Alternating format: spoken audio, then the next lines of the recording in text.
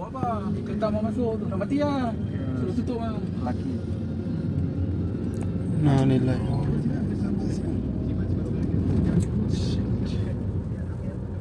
Dia lori dia tak nak nampaknya. Saya Dia tinggi. Tapi dia kalau dia bagi signal, dia bagi apa, dia selamat. Lori. dia Dia pasal dia mau potong kiri. sudah masuk dalam.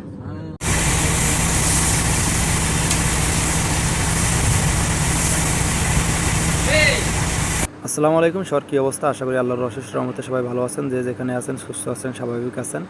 আজকে যে ভিডিওটা দেখলেন, আসলে একটা ভিডিওতে প্রথমে দেখলেন যে একটা মানুষের অ্যাক্সিডেন্ট হয়েছে একটা বড় লরির সাথে একটা মোটরসাইকেলে। তো ওই মানুষটা ওই জায়গায় সাথে সাথে মারা গিয়েছে, কিন্তু পাশে যে লরি আর মোটরসাইকেল যেভাবে অ্যাক্সিডেন্ট হয়েছিল সেম ওই রকমভাবেই আছে।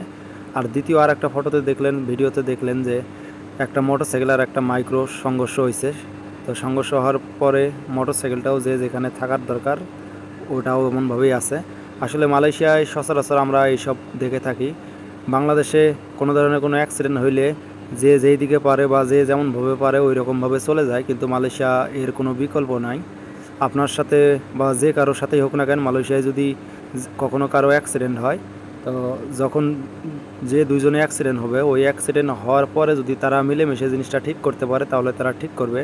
আর যদি মিলেমিশে তারা ঠিক না করতে পারে, পরবর্তীতে সেটা পুলিশ আছে, সে পুলিশ এই বিষয়ে ব্যবস্থা নেয়। তাছাড়া যদি কেউ কখনো ভেগে যাওয়ার চিন্তা ভাবনা করে, তাহলে আর কি তার যে শাস্তি আছে সেই শাস্তি আরও অনেক কঠোর থেকে কঠোরতম দেওয়া হয়। মালয়েশিয়ায় এরকম নিয়মকানুন। আরেকটা বিষয়, বাংলাদেশে অ্যাক্সিডেন্ট হয়, সব জায়গাতে কম বেশি অ্যাক্সিডেন্ট হয়, কিন্তু বাংলাদেশে অ্যাক্সিডেন্ট হইলে দেখা যায় যে যে যেখান থেকে যতটুকু পারা সম্ভব তাকে সাহায্য করা ততটুকুই সাহায্য করা হয়।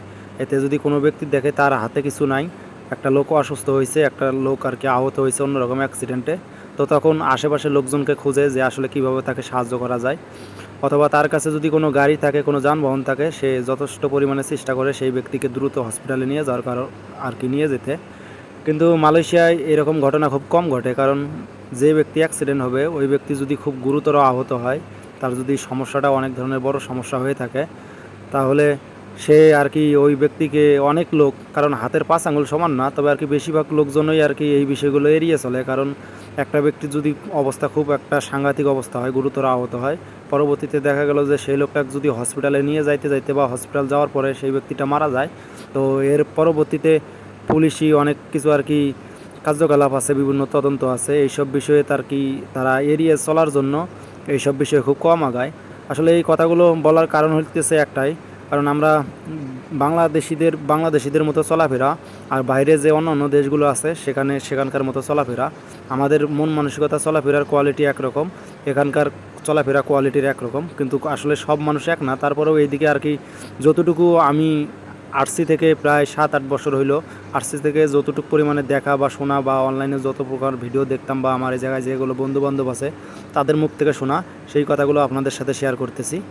আমরা যারা প্রবাসে আছি সবসময় নিজের জায়গা থেকে অবশ্যই সতর্কভাবে চলাফেরা করব, কারণ এক এক জায়গার মানুষের মন মানসিকতা এক এক রকম, এটা তো আর বলে প্রকাশ করার মতো না। যারা প্রবাসে আছেন বা যারা অনলাইনে বিভিন্ন রকম ভিডিও দেখেন বা এইসব বিষয়ে জ্ঞান রাখার চেষ্টা করেন, তারা অবশ্যই জানেন। আর সেই জন্যই আমরা যারা যেখানেই থাকি না কেন, বাংলাদেশে হোক বা বাইরে যে কোনো প্রবাসে হোক, যে কোনো দেশেই হোক, সবাই যার জায়গা থেকে যথেষ্ট পরিমাণে চেষ্টা করব নিজেকে সেফ রেখে চলার মতো। এবং রাস্তাঘাটগুলো যে আছে, এই রাস্তাঘাটগুলো বাইরের দেশগুলোতে বিশেষ করে প্রচুর পরিমাণে সবসময় যানবাহন খুব স্পিডে চলাফেরা করে।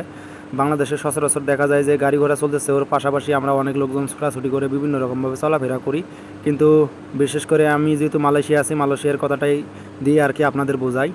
মনে করেন এই মালয়েশিয়ায় এইরকম রাস্তাঘাটে প্রচুর পরিমাণে গাড়ি সব সময় সেই রকম স্পিডে চলে, এখানে ওই রকমভাবে পারাপার হওয়ার মতো তেমন কোনো সুযোগ সুবিধা বা জায়গা নেই। আপনারা আশেপাশে ফ্লাইওভার দেখতে পারেন যেখানে ওপর দিয়ে চলাফেরা করা যায়, এবং পাশে কিছু জায়গা আছে যেগুলো জায়গা দিয়ে আর কি লোকজন পার হওয়ার জন্য মিটার লাগানো আছে। সেই মিটার দেখে আপনারা ভালোভাবে পর্যবেক্ষণ করে তারপরে অবশ্যই রাস্তাতে আগাবেন। তো আজকে এই পর্যন্তই, সবাই ভালো থাকবেন, সুস্থ থাকবেন, দেখা হবে ইনশাল্লাহ পরবর্তী কোনো ভিডিওতে। আল্লাহ হাফেজ।